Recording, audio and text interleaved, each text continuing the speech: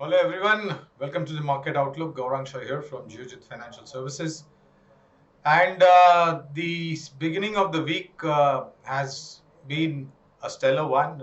As I speak to you, Sensex is at all-time high, 60,400, and Nifty at 18,030. Uh, Remember last week, Wednesday was a day of concern when we saw a little bit of profit booking and consolidation. But the interaction on last week Monday was if you get any kind of dips, it's going to be a buying opportunity, and we at Geojit maintain that even the fact that we are at all-time high, undoubtedly there might be days of profit booking, but that's a good and a healthy sign, and all dips should be used as buying opportunity.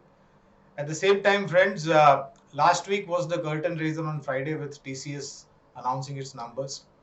According to us, the numbers were slightly below the expected line, but nothing so alarming.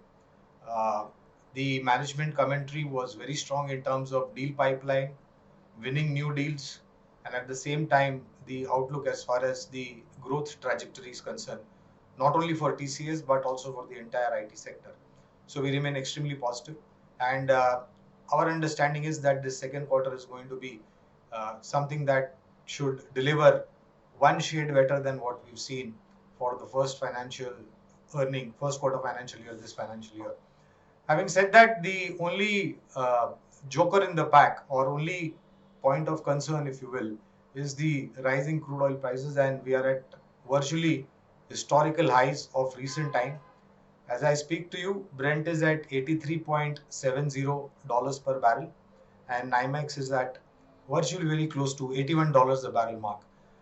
Along with that, we have a weakening rupee. Rupee has weakened beyond the levels of 75, 75.20 as I speak to you, and this is a case of concern. Both from both the ends, we have a rising crude oil price in dollar terms, and on the flip side, we have rupee weakening to the levels of 75 and beyond. But this may create a concern as a resultant, we are paying virtually all-time high prices for per liter of petrol and diesel. This may continue unless and until we have supply side stroke logistics side issues getting resolved, or any kind of increase of production from OPEC plus nations. So Taiwan will have to just wait and watch. Overall, the situation remains quite stable as far as the pandemic is concerned, despite the fact that we have, gone over Ganesh Chaturthi, which was a festive season. We are into Navratra. We'll be celebrating Dasera this Friday, and post that we'll be looking forward to Navratri and other festives season. So we hope that the numbers are going to within the parameters that have been set aside, and there's not going to be any major alarm. News flows from the global arena also remains quite stable. There is nothing negative, at least in the horizon. And on the local front, well, the anticipation is that if the second quarter earning has to deliver, then definitely the targets will get revised upwards, both for stock and sector specific ideas, and also along with that for the Sensex and Nifty.